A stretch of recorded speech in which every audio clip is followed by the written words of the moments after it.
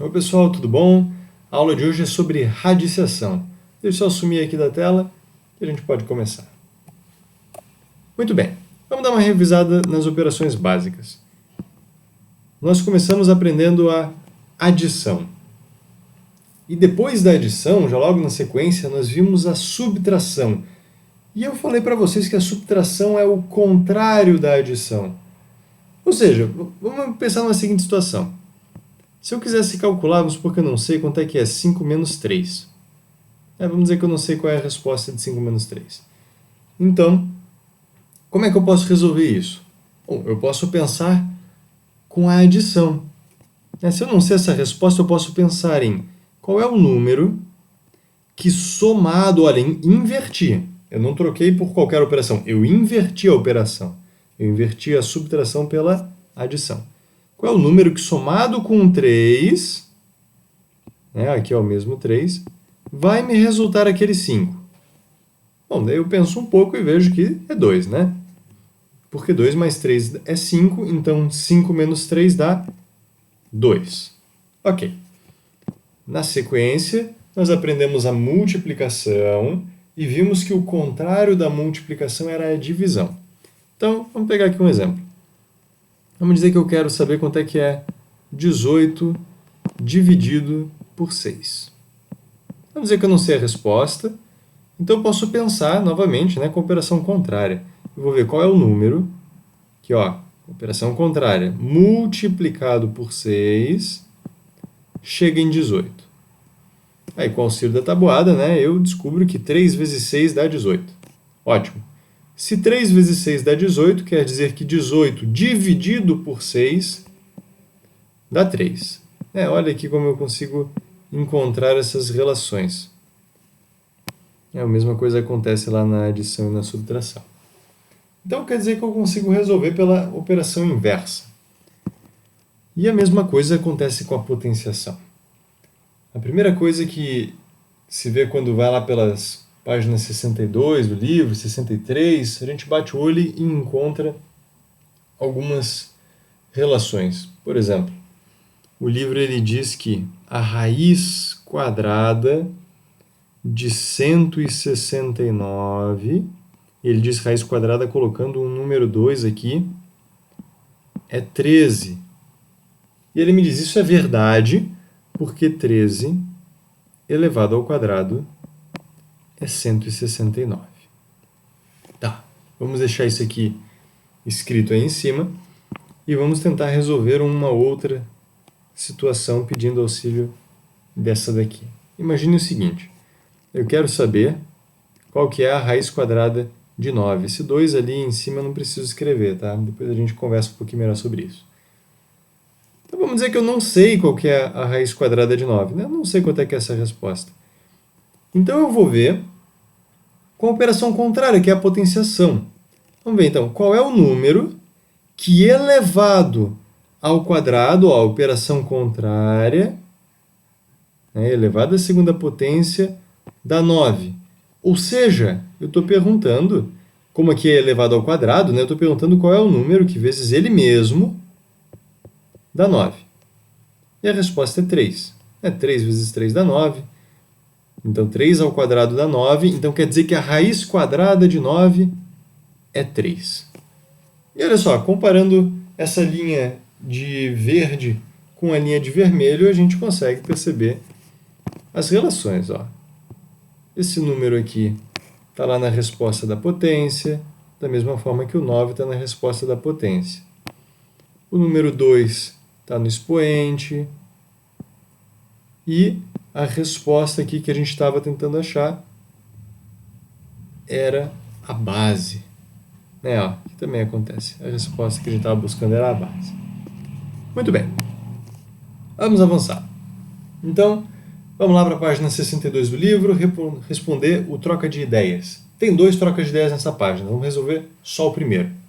Resolve lá e depois volta aqui para o vídeo. Resolveu? Então vamos seguir adiante. Lá dizia o seguinte, para a reforma de seu banheiro, cujo formato é de um quadrado, Gustavo utilizou exatamente 100 cerâmicas, também de formato quadrado. As cerâmicas foram colocadas conforme a figura. Então a gente olha para a figura e imagina um formato quadrado, eu vou colocando os azulejos, né, as cerâmicas, até eu preencher todo o banheiro. E ele me disse que o banheiro tem formato quadrado. Então quer dizer que a mesma quantidade de azulejos que eu coloco no comprimento tem que ser a mesma da largura. Porque, claro, né, a cerâmica tem formato quadrado. Se ela não tivesse formato quadrado, teria tamanho diferente. Muito bem. Primeira pergunta. O comprimento do banheiro terá quantas unidades de cerâmica? E a largura? Bom, se nós formos ver essa imagem, nós vamos perceber que, imagina numa situação menor. Se eu tivesse 2 azulejos de largura e 2 de comprimento, eu faria 4 no total, né? Eu tenho 2 de largura, 2 de comprimento, daí eu tenho um total de 4 azulejos. Se eu fizesse 3 azulejos de lado, eu encontrei aqui 3 no comprimento, 3 na largura, e eu ia ter um total de 9. Se nós formos seguir assim sempre, nós vamos perceber um padrão, né? A quantidade de azulejos é sempre o comprimento multiplicado pela largura. Se eu tivesse feito aqui com 4, eu teria, né, 4 azulejos no comprimento, 4 na largura, e eu teria como resultado 16 azulejos. Como o banheiro tem formato quadrado, né, esses dois números sempre são o mesmo. Então, quando eu multiplico, né, o mesmo número, multiplico um número por ele mesmo, isso é a mesma coisa que elevar ao quadrado. Então, na verdade, o que eu estou fazendo? Como o comprimento e a largura têm o mesmo valor, se eu pegar qualquer um deles e elevar ao quadrado, eu vou ter a quantidade total de cerâmicas. Como eu já sei que são 100 cerâmicas. Eu sei a resposta. Então eu tenho que descobrir, na verdade, qual é o número que elevado ao quadrado que dá 100. Esse vai ser o comprimento e também, por consequência, o mesmo valor da largura desse banheiro. E eu vou ver que é 10, né? 10 elevado ao quadrado é 100. Por quê? Porque 10 vezes 10, que é 10 ao quadrado, né? Vale 100. Então tá, aqui nós já temos a prova de que isso dá certo, né? 10 vezes 10 realmente dá as 100 cerâmicas. Então essa daqui é a resposta da nossa letra A. Nós temos 10 unidades de cerâmica no comprimento e 10 unidades de cerâmica na largura. Considerando-se o número de cerâmicas que serão assentadas no comprimento e largura do banheiro, pode-se calcular, por meio de uma operação matemática, o total de cerâmicas necessárias para revestir o piso do banheiro. Represente essa operação e resolva para comprovar o número de cerâmicas utilizadas mencionado no enunciado do problema. Eu já resolvi aqui, a operação, né? Sabendo, se eu sei o comprimento e sei a largura, eu resolvo, nesse caso que é quadrado, né? Eu resolvo simplesmente elevando ao quadrado. Se não fosse quadrado, é só multiplicar o comprimento pela largura. Agora, nós vamos pausar novamente o vídeo e vamos resolver o segundo troca de ideias, aquele que começa na página 62 e vai terminar só na página 63. Vamos lá, pode pausar e resolver. Resolveu? Muito bem, vamos lá. Então, lá na página 62 vem a seguinte pergunta. Quais são as dimensões de uma superfície quadrada, isso é importante para a gente, né? Que utilizará cerâmicas iguais às mencionadas no enunciado da atividade anterior, ou seja, né, cerâmicas também quadradas, sabendo-se que o número total de cerâmicas é 81. Bom, naquela lá que a gente sabia que era 100, para descobrir as dimensões, né, ou seja, o comprimento e a largura, a gente buscou, né, qual que era o número que elevado ao quadrado que dava a quantidade de cerâmicas e tinha dado 10. Então, vamos seguir a mesma lógica. Qual é o número elevado ao quadrado que dá 81? Bom, o número que dá essa resposta é o número 9. Por quê? Porque 9 vezes 9, que é 9 ao quadrado, dá 81. Segunda, qual é o número que elevado ao quadrado que dá 144? Bom, se eu não tenho muitas pistas, eu poderia começar com um chute, vamos dizer assim. Eu já sei que 10 ao quadrado dá 100. Então eu posso tentar o próximo. Se eu fizer 11 ao quadrado, eu vou ver, né, que na verdade, se eu fizer 11 ao quadrado é 11 vezes 11.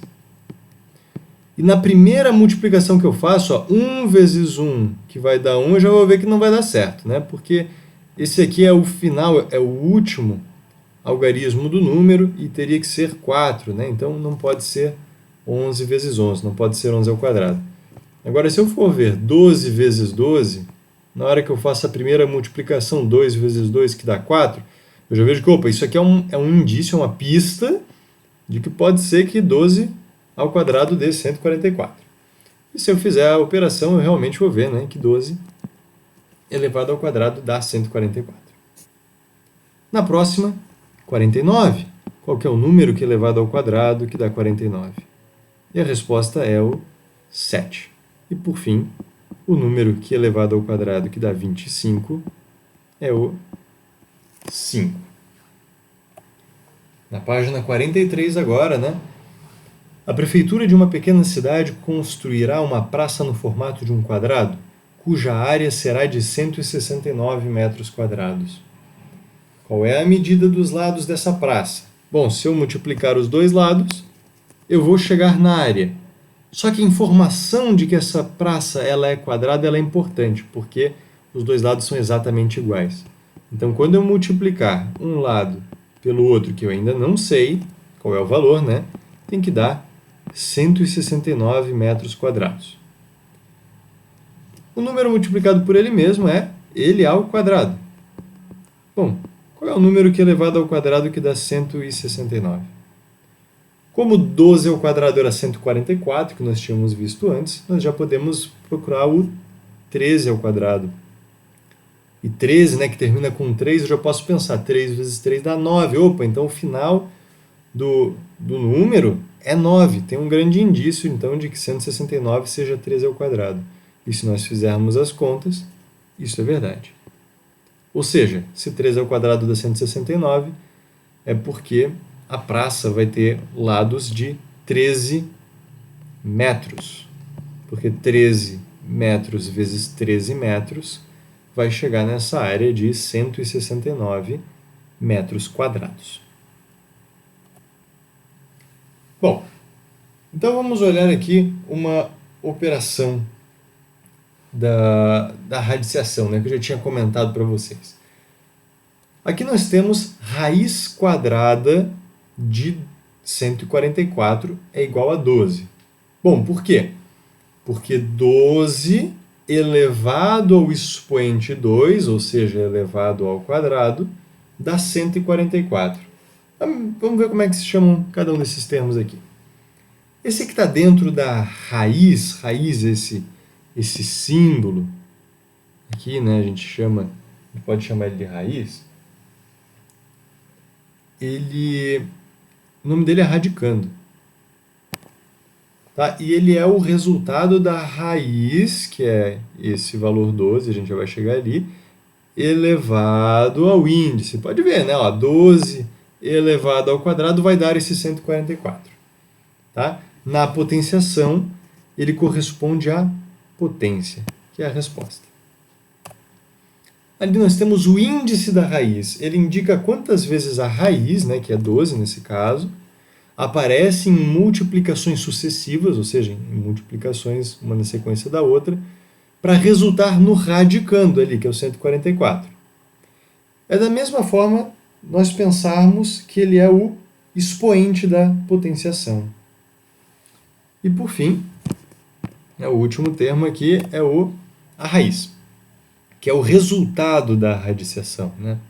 Na potenciação ele corresponde à base. O 12 é como se fosse a base, o 2 é como se fosse o expoente, né? Então, se eu tenho uma base, um expoente, né, 12 elevado ao quadrado, eu vou ter um resultado, que daí é o radicando, 144. Então, a raiz quadrada de 144 é 12, por quê? Porque 12 elevado ao quadrado é 144. Então, normalmente, nós não vamos conhecer esse número. Né? Nós não vamos conhecer esse. Então, nós temos que pensar qual é o número que, elevado a este índice, chega neste radicando. Ok? Então, ó, nós encontramos ali essas relações, né? Aqui a potência é o radicando, o expoente é o índice da raiz e a base é a raiz. Ótimo. Então, ó, toda vez que nós temos uma raiz, né, nós lemos, nesse caso ali, né, por exemplo, ela é uma raiz com índice 2, então ela se lê raiz quadrada, da mesma forma que elevar a segunda potência é elevar ao quadrado, tirar a raiz 2, né, de índice 2, é tirar a raiz quadrada. Então se lê raiz quadrada de 144. Se o índice for diferente, o índice for 3, bom, da mesma forma que um expoente 3, né, elevar a terceira potência, nós falamos elevar ao cubo, o contrário, então, do elevar ao cubo é tirar a raiz cúbica, tá? Ou seja, uma raiz de índice 3. Então, nesse caso ali, lê-se raiz cúbica de 27. Se a raiz for quadrada, ou seja, né, se o índice aqui, né, for 2, normalmente omitimos o índice 2, né? A gente não escreve. Então, ó, se aparecer só como está na direita aqui, né, se só aparecer o símbolo de raiz e o 144, automaticamente isso é uma raiz quadrada. Eu estou buscando um número que elevado ao quadrado dá ali o 144. Então, raiz quadrada de 144 é o número que elevado ao quadrado, que dá o 144, que é 12. Então, olha só, vamos fazer aqui uma comparação com alguns valores, né? A raiz quadrada de 1 é 1. Por quê? Porque 1 elevado ao quadrado dá 1. A raiz quadrada de 4 é 2. Por quê? Porque 2 elevado ao quadrado dá 4. Raiz quadrada de 9 é 3, porque 3 elevado ao quadrado é 9. E assim por diante. Ó, temos aqui vários exemplos. Ó, a raiz quadrada de 16 é 4, porque 4 ao quadrado é 16. E a raiz quadrada de 25 é 5, porque 5 ao quadrado é 25. Vamos seguir a mesma lógica agora para as raízes cúbicas. Raiz cúbica de 1 é 1. Por quê? Porque 1 elevado ao cubo é 1. Raiz cúbica de 8 é 2. Mas por quê? Porque 2 elevado ao cubo, ou seja, 2 vezes 2 vezes 2, é 8. Raiz cúbica de 27 é 3. Porque 3 elevado ao cubo é 27, ou seja, 3 vezes 3 vezes 3 é 27. Raiz cúbica de 64 é 4, porque 4 elevado ao cubo é 64. E raiz cúbica de 125 é 5, porque 5 elevado ao cubo é 125. Essa tabela nós já tínhamos visto na aula de potenciação. Nós temos à esquerda as bases, e aqui em cima nós temos os expoentes, tá? Não se esqueçam disso. Então, quando o expoente é 2, né, a resposta de uma base, que é um número natural, né, elevado a 2, elevado ao quadrado, a resposta nós dizemos que é um número quadrado perfeito. E se for elevado ao cubo, nós dizemos que é um número cubo perfeito. Então, nós podemos usar essa tabela para pensar o contrário.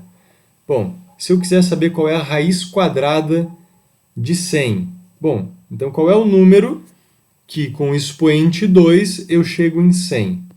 É 10. Então, a raiz quadrada de 100 é 10. Qual é a raiz quadrada de 36? A raiz quadrada de 36 é 6. Por quê? Porque 6 elevado ao quadrado é 36. E se nós quisermos a raiz cúbica, por essa tabelinha, né, nós podemos ver que a raiz cúbica de 512 é 8. Por quê? Porque 8 elevado ao cubo dá 512. Então agora nós vamos fazer a leitura e responder a página 64 do livro, né, sem fazer o conhecimento em ação, porque o conhecimento em ação são os exercícios, né, a série de exercícios. Vamos primeiro responder as letras A, B, C, D e E. Tá? Pausa aqui o vídeo, resolve, depois volta continuando aqui. Pronto? Resolveu? Vamos seguir adiante. Então nós estamos ali na página 64, né? Observe atentamente cada quadrado formado pelos quadradinhos da malha e responde ao que se quer, ao que se pede. A. Considere como unidade de área o total de quadradinhos que compõem cada quadrado. Escreva o número total de quadradinhos necessário para formar cada quadrado. Bom, ou nós contamos ou nós fazemos, né, uma multiplicação de um lado pelo outro lado. Mas como são quadrados, lembra que os dois lados são iguais? Então é pegar um deles e elevar ao quadrado. Então no primeiro nós temos um único quadradinho. No segundo nós temos 2 ao quadrado, que é 4. No terceiro nós temos 3 ao quadrado, que é 9. No quarto, 16. Quinto, 25. Sexto, 36. E sétimo, 49. Se nós parássemos para contar, nós íamos ver que chega nessas quantidades. B. Como são chamados os números naturais que estão associados à quantidade de quadradinhos que formam um quadrado? Bom, nós chamamos esses de números quadrados perfeitos.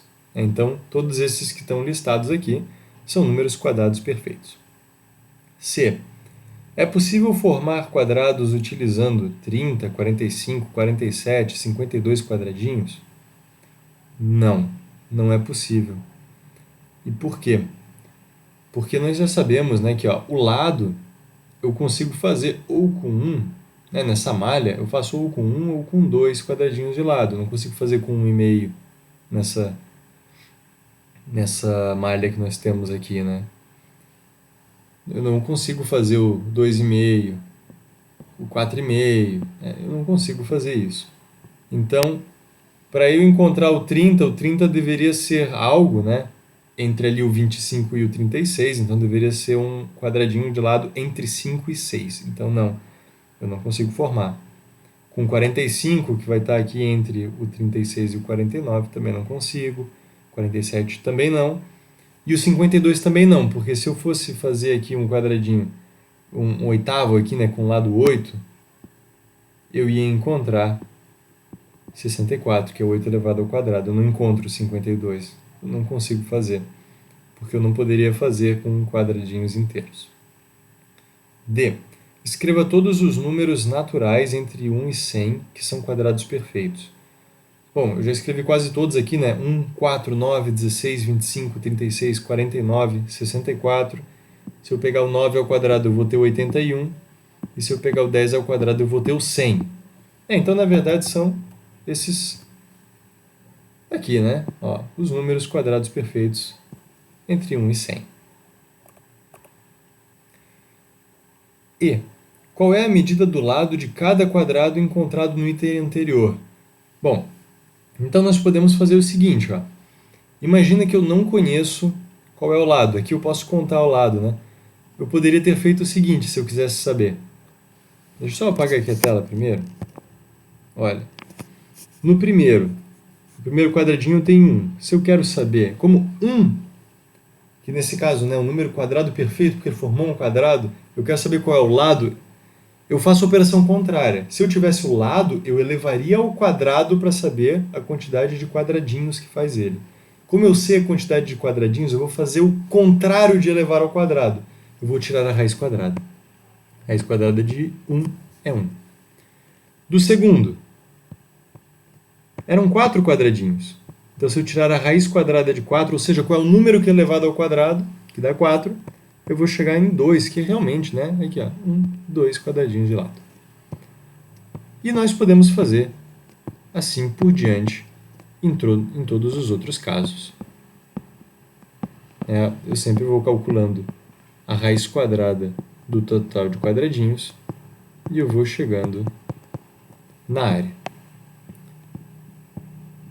Eu sugiro, para pegar prática, resolver essas raízes quadradas no caderno de vocês, né? Vai lá, faz raiz quadrada de 49. Pensa, qual é o número que é elevado a ele mesmo? Aliás, elevado a ele mesmo não, né? Multiplicado por ele mesmo, ou seja, elevado ao quadrado, vai dar, por exemplo, ali o 49. Bom, então fica como tarefa resolver os exercícios 56 a 62 e o 65 e o 66 das páginas 64 e 65. Tem dúvida? Pode colocar aqui nos comentários. E é isso aí, pessoal. Bons estudos e até a próxima. Valeu!